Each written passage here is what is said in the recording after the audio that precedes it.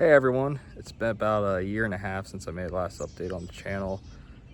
Finally a good spring afternoon to make updates on how the Scrapyard Shelby's coming along. So we'll take a quick walk into the old tent.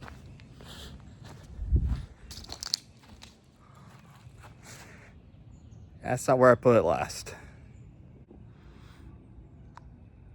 Well, see, the truck has disappeared. Oh, now it hasn't. It's because it's right over there. So, here she is. Finally done after all these months. Took a lot of blood, sweat, tears, a lot of endless nights, a lot of afternoons. But we finished her. Just a quick walk around. I made a walk around video way back when I bought the truck in the summer of 2022. Looks roughly about the same as in that video, but if you look closely, there's a lot of differences with this. All cleaned up. Have exhaust finally as well. New tires on it. We try to reuse as much of the original stuff that was on the truck as possible from when we pulled it out of the scrapyard. So those are the original bezels, original grill, lower valence, bumper, hood, fender flares, wheels, the mirrors even. Center caps we got on a little bit of horse trading back in that summer. Only things on the outside that didn't come with the truck were the light bar and the center caps, even the fuel door. It's all cleaned up. Runs great. Tagged, titled, insured.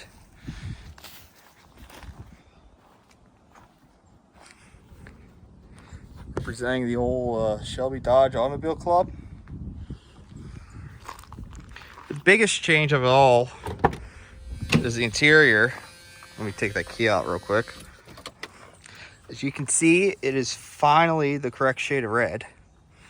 That original video I had is a god-awful bright red. We went in with some SEM interior paint for the door panels. I believe these panels came from a guy in just outside Harper's Ferry area. Bought a whole bunch of parts off of him. Did the lower trim as well. Headliner. Funny story here, this headliner actually came from a guy about 40 minutes north of me who had Dakota he was parting out. Went up there, grabbed the headliner, threw it in here, didn't do anything to it. Seat belts came from another junkyard truck. We have a cover lay of the dash on it, mainly because the structure of these dashes are so brittle. And this one, every time I take it apart, it falls apart. Still have the Shelby badge over there. All we did for the seats and the interior door lays was just clean it up with a vacuum. Yeah, it still has all the rips and tears, but kind of gives it a story. Radio finally works. That was one of the big reasons. The interior was so trashed when I bought the truck. We've got a set of triple gauges down here. I'll go into that in a little bit. Stock Chrysler radio from a later truck. Also have a set of silver climate controls. I'll eventually get around to swapping in a matching silver radio. I have one, but it needs a little work. Look how nice all that turned out. Yeah, there's a little bit of color discrepancy, especially between the original back pieces here, the painted pieces here and there. Honestly, if you hadn't looked too closely, you wouldn't have known. I'm just happy it's one color. It's not that god-awful bright red. We also have a aftermarket tack on the dash too. Reason for that, I guess, would be a good segue into the actual engine itself. So here's the 318. Honestly, it didn't turn out half bad. Black is the original color for the engine. I felt like it was the appropriate color for this truck. We have some reds and silver / cast iron highlights in there, such as the exhaust and the water pump. Truck runs amazing. First start was July of 2024, right over there. I'll throw that clip in here now.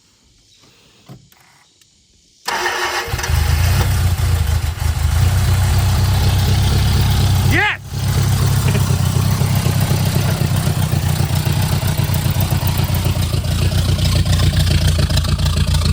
What's the oil pressure say? Oh, we've got plenty of oil pressure.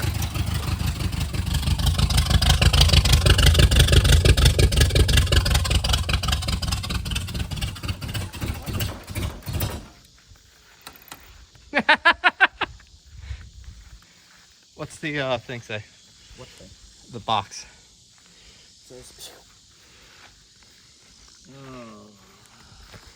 Throttle position 1.2, temp 4.4, spark advance 10. All right, good. A little more. Too much. Well, 10's like base deadline. Right. 13's like what most people are on, but.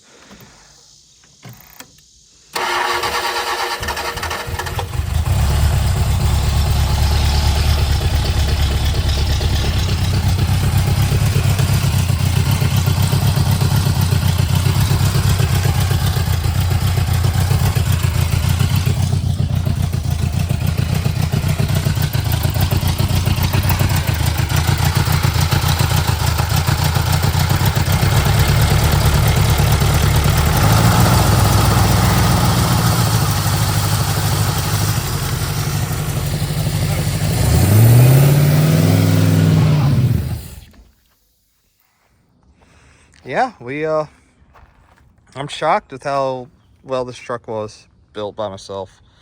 You can see here all of our painted frame. We eventually had to swap over the control arms. I was just having so many issues with the ball joints leaking grease that I bit the bullet and just bought brand new upper control arms for it. Brake lines, we had after we got the truck on the road, first drive of the truck was actually in October of 2024. The brakes just felt very soft. It took us about a month or so to figure it out, but long story short, the rear drums had actually come apart. The springs within the drum had fallen off, and the rear brakes weren't working at all. I drove a good couple hundred miles like that, and a little scary looking back to it. Haven't had any overheating issues yet. You know, you're looking here and you say, oh, where's the fan? Well, it's got two electric fans sandwiched up in here in front of the radiator from factory. I've got a high flow water pump as well to try and keep those temperatures down. One little trick thing as well, associated with that blank gauge on the left, that's actually a Dakota Digital water temp gauge, and it's connected to a Dakota Digital fan controller. So I have the ability to use my phone, set up temperatures that the fans come on and off, and we're able to monitor them. We had issues as well after getting this truck running. It just overheat idling. It was late summer and it's hot here in Maryland, but reason for that was the thermostat I put in here that they recommend, a high flow thermostat, was actually stuck in the intake and wouldn't open. So I threw a super stamp in there and she's worked great ever since. With the cold winter we've had, it has not gotten above 160. I mean, going down the road, it's 150 degrees. I'm freezing inside. That's probably other issues as well. You can also see here that the AC is not fully hooked up yet. We have the compressor on there, but we're missing lines. For whatever reason, they don't make all the correct lines for these Dakotas, so I have to get the old lines sent up to a shop to have them redo it. So here's the Magnum manifolds here, the big threads as they call them. You look down there, we've got a custom Y pipe. So that Y pipe is a 3-inch that connects the two sides, goes out. And we got down here side exit, dual 3.5-inch tip from Flowmaster. If you look really closely, you slide on up over the frame rail, back to a Flowmaster knockoff, Flow Monster as they call it. This truck sounds really good. Let me give you a quick sound clip of that.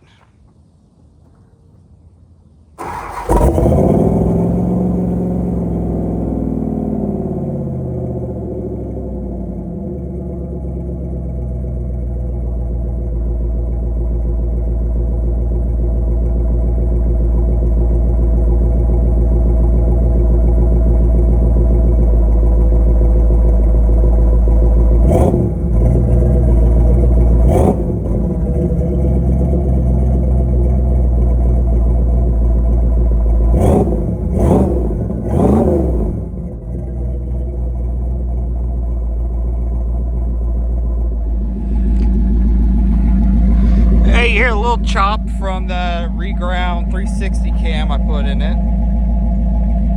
Just blowing a little smoke just because it's cold out. It's the second time the truck's been started today.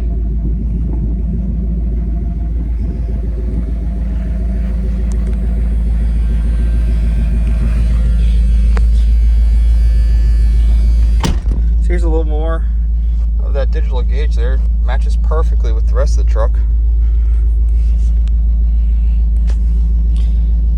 No lie right there, 75 psi cold idle. Warm idle, it's about 40-50 psi. I just did an oil change of the truck yesterday. Took that breaking oil out of it.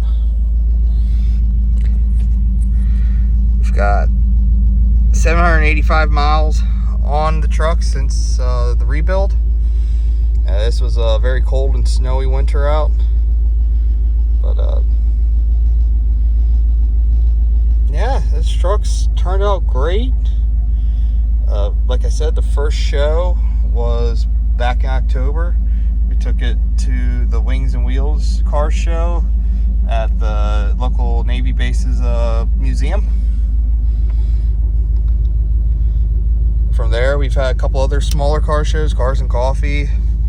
Last car show we had was the Toys for Tots car show with the local Southern Maryland Mopars group.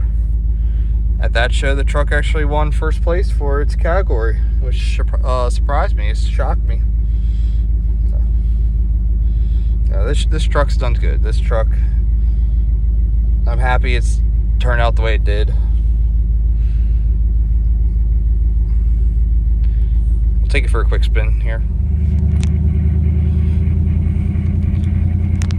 So, like chattering you here as I increase RPM, I think that's the power steering pump. We had issues with the pump with fitment. I decided to get a different one, and for a reason it's still noisy, so I need to put some of that Lucas oil stabilizer in it, see if that'll quiet it. Transmission rebuilt, shift kit in it, overdrive unit had some new bushings and stuff put in it. When I got the truck, it wouldn't shift at all, which sucked, but I knew that was an issue with these trucks.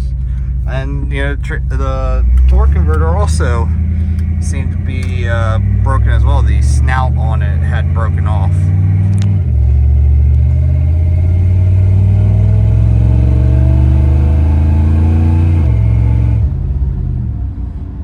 Lots of power. Alright, this as much power as a little 318 TBI can do. This truck is really quick for what it is.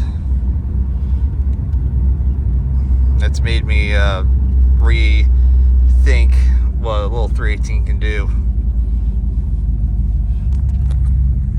It's got that 360 throttle body on it, reground 360 cam.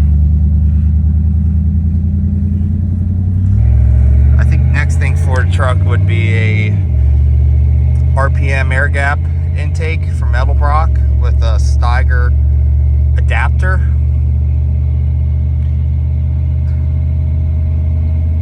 I'll try to look for one of those at Carlisle this year. But for the most part, this truck does good. We had an issue back in January when I was driving the truck. The actual U-joint came apart at the differential. My fault. I installed it incorrectly without the clip and the caps came out.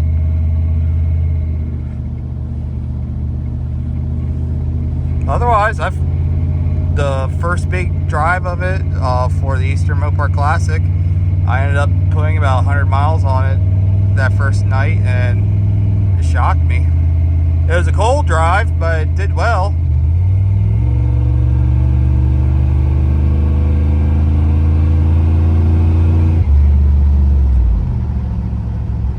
Speedometer is about 5 miles an hour off. We gotta fix that. There's a couple other small issues with it. There's a couple things I need to replace with it. There's some parts and pieces in the interior I still need to put on. Truck's not completely finished. No project is completely finished. But this one, I'm happy to say she's back on the road. She's complete. Ready for everyone else to see.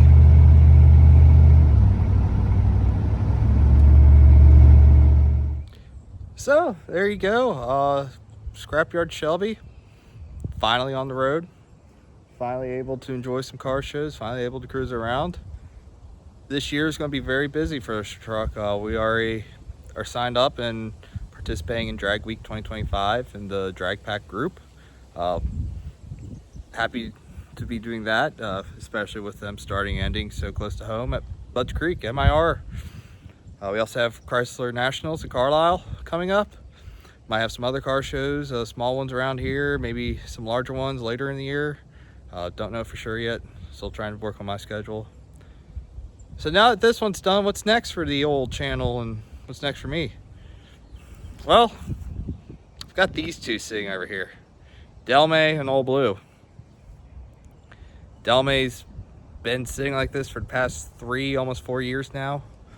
I went and got some parts for it last year. Hopefully we can get it fixed up. Old Blue, you know, right now being used as a storage container. I'd like to get that truck fixed up this year and get running and driving. I've owned it since 2019. I've never driven it. Farthest it's been driven is around the road from home to here. Maybe we do something with that. Maybe we have me swap it. Who knows?